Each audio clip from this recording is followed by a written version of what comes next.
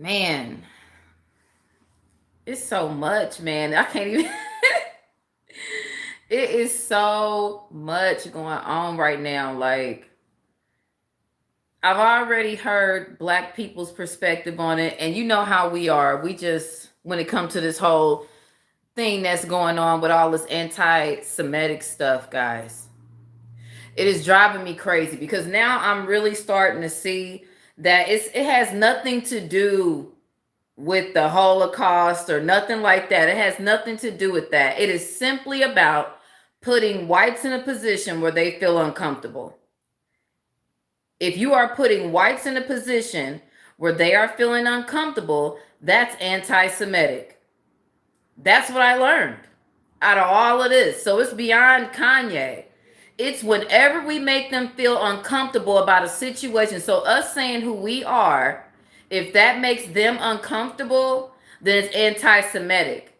If we find some knowledge on ourselves and have influence and decide to post that, that's anti-Semitic. That's what it is. It goes. I've looked and I've researched. It doesn't go beyond that. Beyond making them uncomfortable about having a conversation that they really don't want to have. So they rather us just not say anything at all. And for that, I do not understand. I just watched this guy analyze Kyrie Irving's post-game interview. Keep in mind, this is a basketball game. Okay, you're supposed to be talking about how many points he scored or how him and his team can work better together, since they haven't been winning games. But no, you decide to talk to him about a post about saying that he's a Hebrew, and somehow within that found that offensive to you. How? They would make you think that we are the ones that did that to them.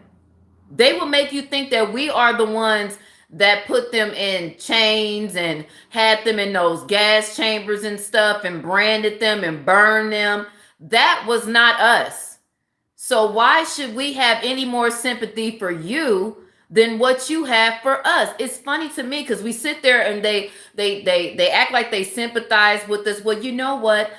Slavery was a very dark time in our history. It was such a dark time, and we are just so sad about that, and we're sorry that happened, but you guys need to move on from that. Move on from it. Like, what? This is what they're doing right now. They have totally flipped it on us. They totally flipped this whole thing on its head and made it seem like they are the victims. Jewish people. Since the Holocaust, who's been victimized here in this situation? It's not you. And if we say who we are, how is that offensive to you? I'm a Hebrew. You're Jewish. Keep practicing your Jewish stuff and doing and putting those little soft rollers in your hair to make your hair curly or getting perms or whatever it is y'all doing. Keep doing that. Nobody's telling you not to do that, because my whole thing is this. If what you're doing is right, then why are you worried about who we say that we are? If everything that you're doing is correct and you following God's laws and commandments, then why do you care about what we say we are? And it don't go no further than that. It don't go no further than us saying who we are. But to them, that's offensive. If we say that, that's offensive to them. They say dumb shit to Black people like, but don't you know how that can hurt somebody? I think we might have an idea. I think we might have an idea about how that hurts people. Like lynchings and bombings and killing girls in school and all the stuff that y'all still doing right now. Yeah, I think we got an idea of how it feels to be an oppressed people. I think we know that, Jewish community. Every step y'all keep putting y'all foot in y'all mouth because y'all want us as Black people in this country to sympathize with what you went through overseas that we didn't have nothing to do with. We were going through our own calamities. We didn't do that to you. So if we come into some truth for ourselves, why is that offensive to you? But they can't explain it. They just keep going back to it. My grandmother, my grandfather.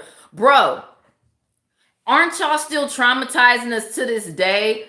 Even my parents, they went to go see the daggone Emmett Till movie and then came back and my mom said, it was sad. Yes, it was sad. How many times do we have to be traumatized over and over and over to the point where Columbia Pictures says there will be no violence shown against blacks on this film? Why do you need to say that? Why make the film? We already know this.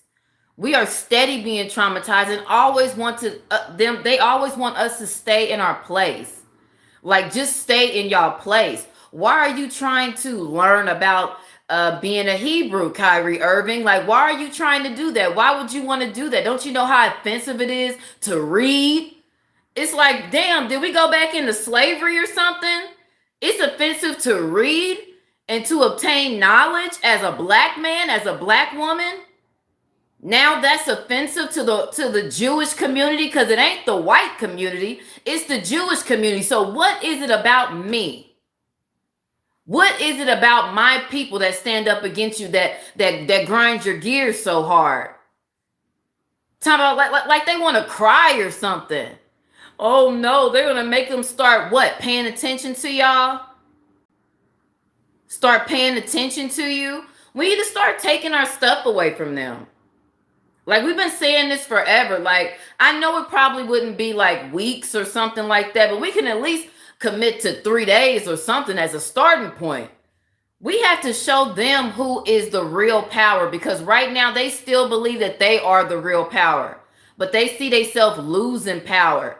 The more and more people go and research stuff, the more people is doing this stuff, they're finding themselves in an awkward position and trying to use the Holocaust, something that we didn't do to them, to make it better.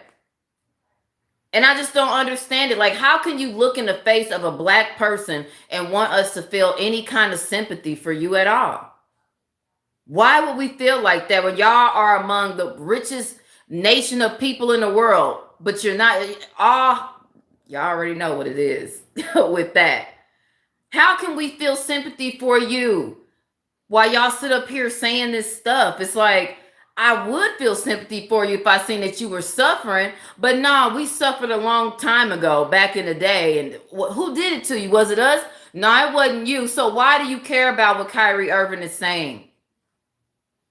Why do you care about what he's posting? I don't see you asking Tom Brady or any of these other athletes, are they sticking to their laws and commandments of their faith and religion outside of the football and basketball field? I don't see you asking these white Catholic people or whoever, are they practicing within their religion outside? You see them partying and doing all kinds of stuff. I don't see no reporter coming to them post game saying, you know, you're supposed to be Catholic, you know, you're supposed to be this, you know, you're supposed to be that. Are you upholding those laws? What do you think you're doing to the Catholics and to the Jewish community or to the Christian community when they see you out here publicizing yourself like this and doing all these things and putting up posts that's offensive, saying racial slurs? What we need to do, when they start doing this shit that they doing right now, flag their videos.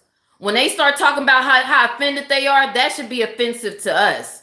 We need to start flagging they shit, because if I can't say what I want to say and stand up for myself and say, this is who I think I am, without you feeling offensive and you call it hate speech, that's hate speech against us. Anybody that come against us as saying that you can't say who you are, that's hate speech. That's trying to do what y'all did before and keep us oppressed and keep us. Now I see they doing an affirmative action thing with the colleges. It used to be that they did that so it can be an equal amount of racial, blacks and whites and Latinos in college. But now they taking that away. You know who want it? The Asians. You know why? Because they got an Asian hate bill. And they said that affirmative action violates the Asian hate bill.